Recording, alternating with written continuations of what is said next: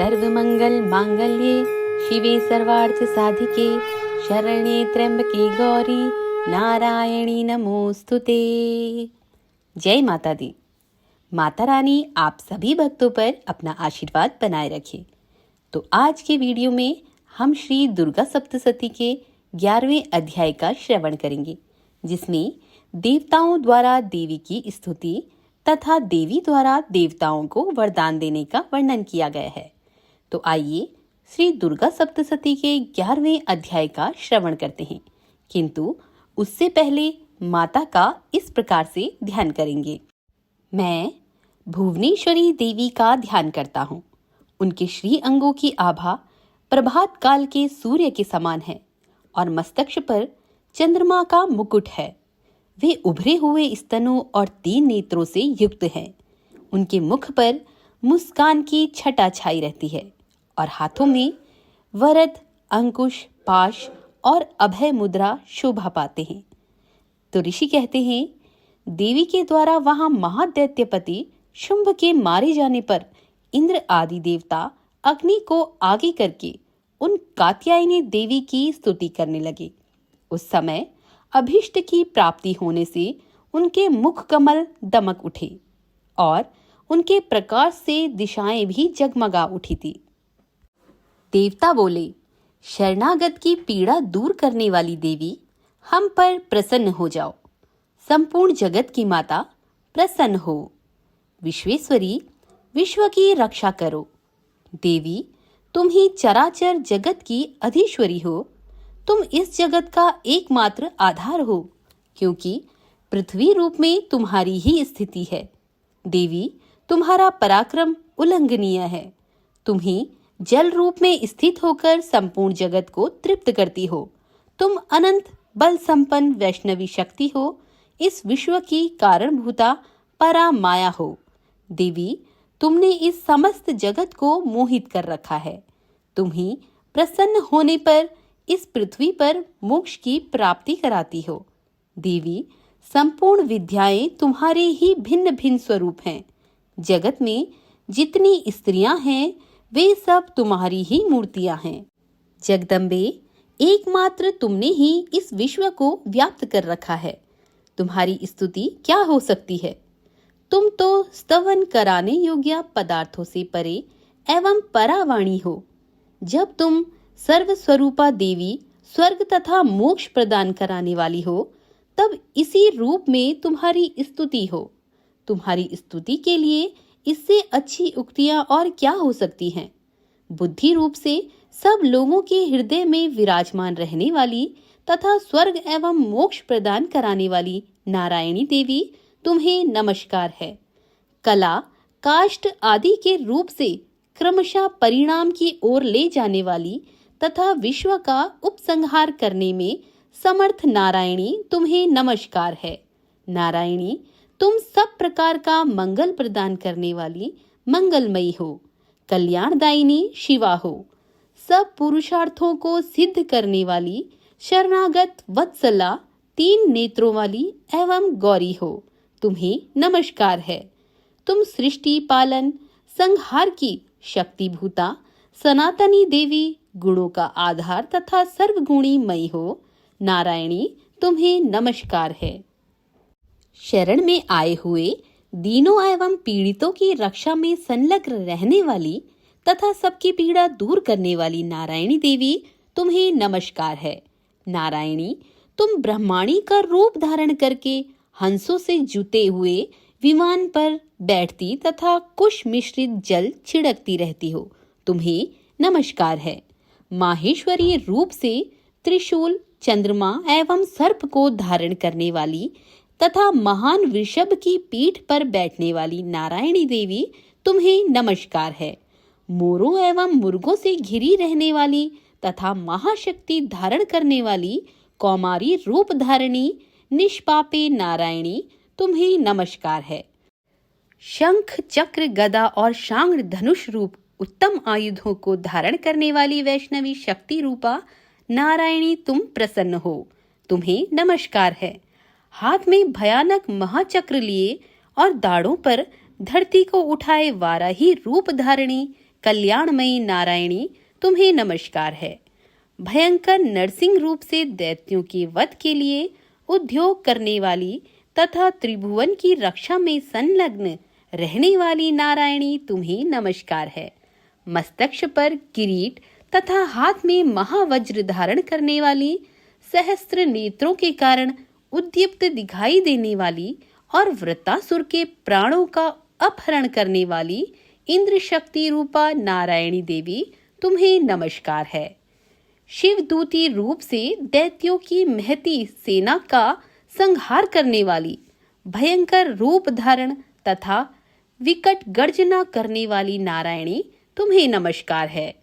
दाढ़ों के कारण विकराल मुख वाली मुंड माला से विभूषित मुंड मर्दिनी चामुंडा रूपा नारायणी तुम्हें नमस्कार है।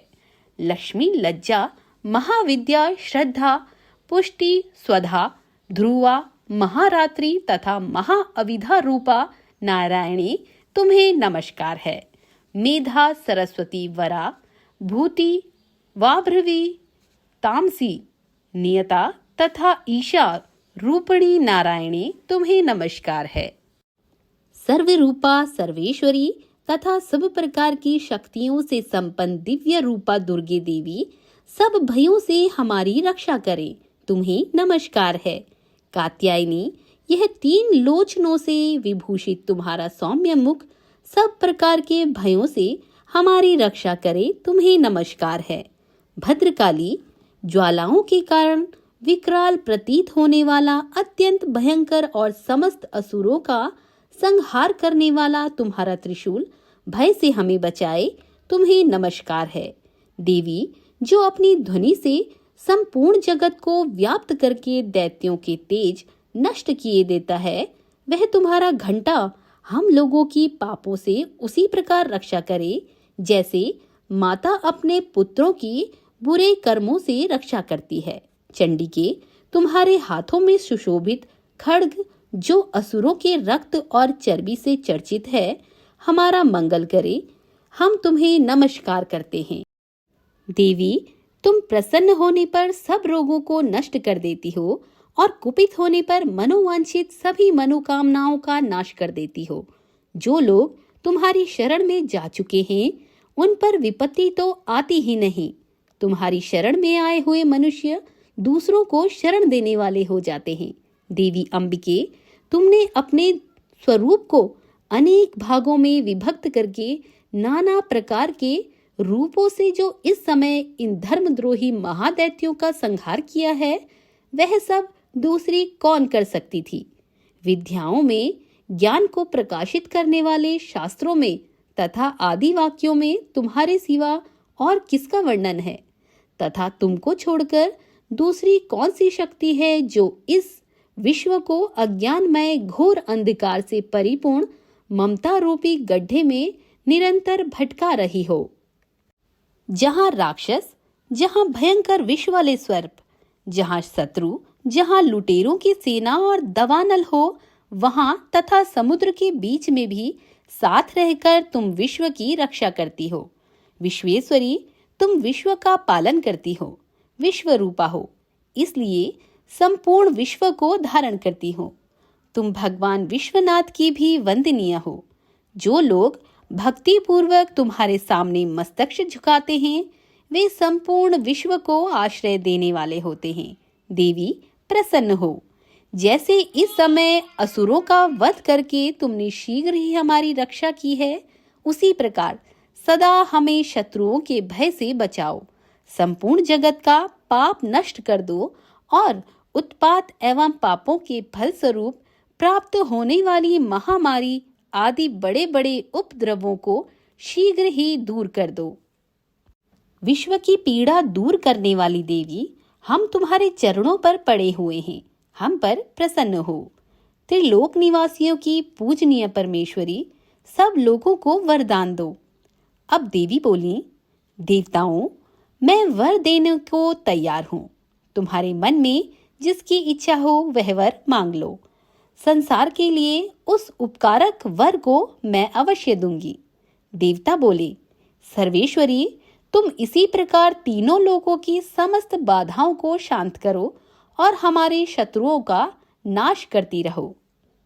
देवी बोली, हे देवगण, वैवस्वत मनवंतर के 28वें युग के आने पर शुंभ निशुंभ नामी 2 और महादैत्य पैदा हो जाएंगे। तब मैं नंदगोप के गृहिणी यशोदा के गर्भ से अवतार लूंगी और विंध्याचल में जाकर निवास करूंगी। फिर पृथ्वी पर महाभयंकर रूप में अवतार लेकर वह प्रचिति नामक घोर दैत्य का भक्षण करके मेरे दांत भी अनार के फूलों की तरह लाल हो जाएंगे। तब स्वर्ग में देवता और पृथ्वी पर मनुष्य मेरी स्तुति करते समय मुझे रक्त दंतिका कहेंगे। इसके अनंतर जब पृथ्वी पर 100 वर्षों तक वर्षा नहीं होगी, पानी मिलेगा ही नहीं, तब मुनिजन मेरी स्तुति करेंगे। उस समय मैं अयोनिजा प्रकट होंगी। मैं 100 नेत्रों द्वारा उन मुनियों को देखूंगी। तब मनुष्य मेरा शताक्षी नाम से कीर्तन करेंगे। हे देवगण, उस समय मैं सारे संसार को जब तक वर्षा नहीं होगी तब तक अपने शरीर से उत्पन्न शाख द्वारा पालूंगी। पृथ्वी पर शाकंभरी इस नाम से मैं विख्यात हो जाऊंगी। वहां पर मैं एक दुर्गम नाम के दैत्य का वध करूंगी। फिर मेरा नाम दुर्गा देवी इस नाम से विख्यात होगा। फिर जब मैं भयंकर रूप धारण करके हिमालय पर रहने वाले राक्षसों का मुनियों की रक्षा के लिए भक्षण करूंगी, उस समय सभी मुनि भक्ति भाव से नम्र होकर मेरी स्तुति करेंगे। तब मेरा नाम भीमा देवी विख्यात होगा। फिर जब अरुण नामक दैत्य त्रिलोकी में भय एवं बाधाएं उपस्थित कर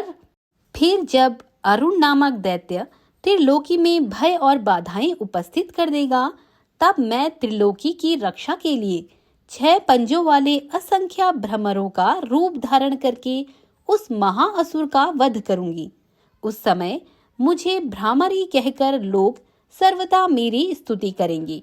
इस प्रकार जब जब भी लोकों में दैत्यों द्वारा बाधाएं उपस्थित होंगी, तब तब मैं अवतार लेकर शत्रुओं का नाश करूंगी। तो भक्तों, यहाँ पर श्री दुर्गा सप्तशती का 11वां अध्याय संपन्न हुआ। अपने अगले वीडियो में दुर्गा सप्तशती के 12वें अध्याय का श्रवण करेंगे। तो मिलते हैं अपनी नई वीडियो में। तब तक के लिए नमस्कार। जय माता दी।